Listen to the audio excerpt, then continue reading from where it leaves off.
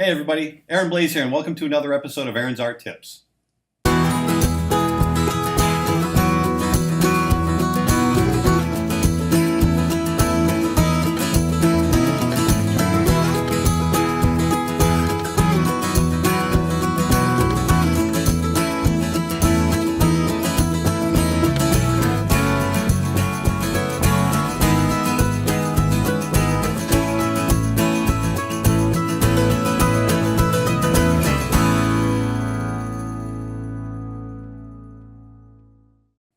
Okay, so today I want to talk to you about some principles in drawing, but they can also be applied to photography and that sort of thing. So I'm trying to kind of shoot a big net out there for everybody.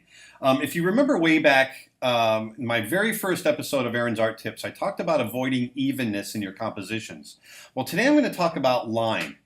And so what I'm going to be talking about today is specifically how you see the line of when you're creating objects and that sort of thing. So we're going to talk about straights against curves, or another way of saying it is complex against simple. Okay, so we got straights against curves or complex against simple. And we're talking specifically about line, not so much about composition. I think we're built as human beings to see contrast. I think it's what enabled us to survive back when we were prey. When you see something move quickly against a field of something that's not moving, you react to it. And the same thing is we react in the same way when we look at art, when we hear music. Anything that is different than the background is going to draw our attention.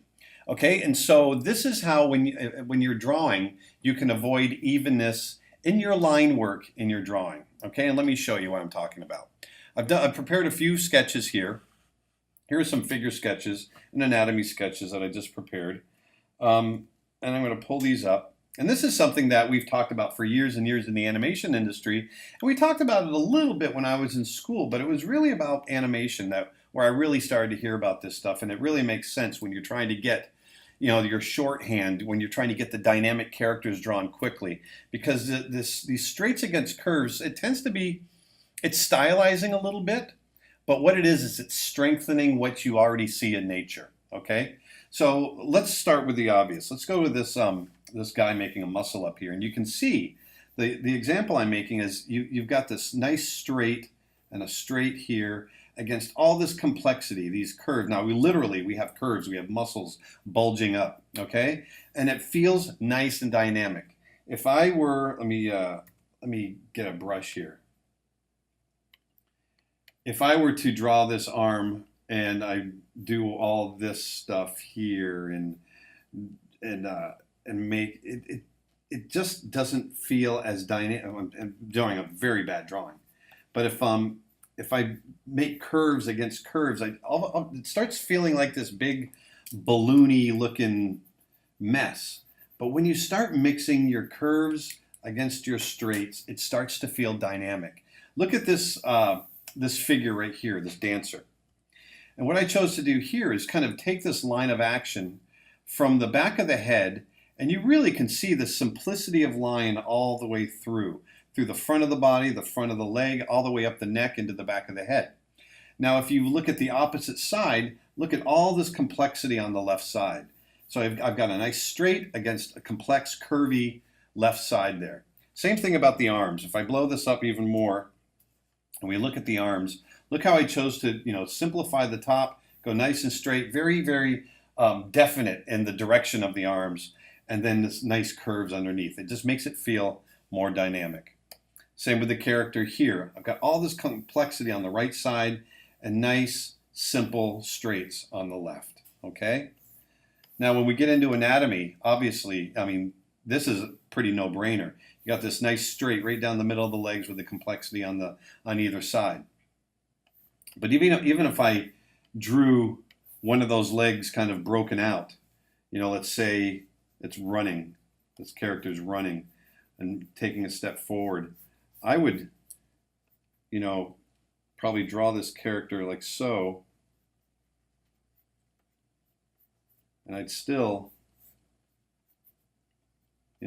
or walking, let's do him walking. You could have like there. So look, straight, curve, straight, curve. All right, and it makes the drawing more dynamic. Look what I did with the hand here. Nice and strong straights against complexity all along here, right down to the fingers. See, straight, straight, straight, curves. I'm always thinking about how I can play those dynamics, straights and curves, against each other. They don't always have to be literal. It doesn't have to be a perfectly straight, ruler-driven line. But it's, like I said, it's more in the realm of simple against complex. If you look at what I've done here with this arm, I've gone very simple along the edge of the arm here, and look at the complexity on the left side. Okay? Let's jump away from human anatomy for a little bit, and let's go over to some animals that I sketched. So here we've got a couple of animals, and look at the cat first. If you look at just the overall cat, you've got this nice, long, flowing, simple line of action along here, along with all this complexity. And you go, well, that's obvious. It is obvious, but you got to carry those ideas throughout all of your drawing. So here we're looking at the leg. I've got a straight and a basic straight there against curve and complexity. You know, all of this, a straight in the head against curves and complexity. Okay, think about those types of things when you're drawing. Here in this blue heron that I sketched, here I've got alternating curve against straight going back and forth. So I've got, you know, curve here, straight, straight, curve, but then I've got curve over here, and it goes straight here and curve. So look for the flows in nature, how those types of things move through.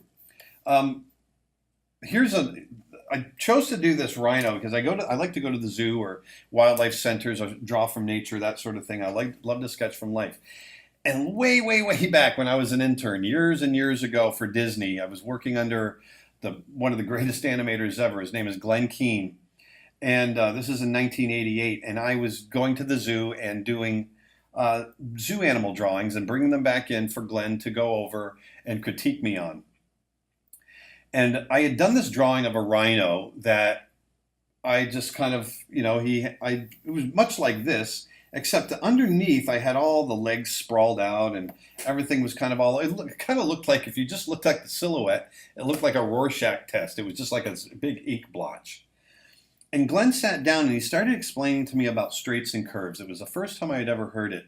And about how you can create weight and make your drawings more dynamic. And so he sat down and he redrew my drawing, much in the same way that I drew here, with this really strong straight and these strong curves on top. And all of a sudden now this rhino had so much weight, it felt like this big flour sack that was sitting on the floor or on the ground. And it was something that really stuck with me. And so ever since then, you know, throughout all the years of animating that I did at Disney, you were always thinking about how dynamic can we make these drawings. And one of the best ways of doing that is finding your straights and your curves and alternating them and simplifying your drawings down to that. Okay, and like I said, if you're a photographer, think about when you're posing your characters, if you're doing figurative photography, think about your posing and how you can find simple areas against complex areas in the silhouettes of your characters. But even if you're a landscape photographer, a lot of the same principles apply there, where whether you're looking at a horizon line, you're looking at trees, wood, whatever, your straights and curves apply there for interest, okay? Because remember, if you have something that's all straights and jagged, it's going to be boring. If you have something that's all curves, it's going to be bubbly, it can be boring. But when you start mixing the two together, you come up with something that's much more dynamic. Like I said, these are stylized, but it's up to us as artists to take what we see in nature and push it and make it a stronger statement if possible. Okay? So go out until next week when I come back and have my next tip. Why don't you spend the week trying some of these straights and curves, applying those to your drawings and see if it helps. I guarantee you'll make it a bit more dynamic. Okay? So once again, until next week, I'll talk to you then. Thanks. Bye.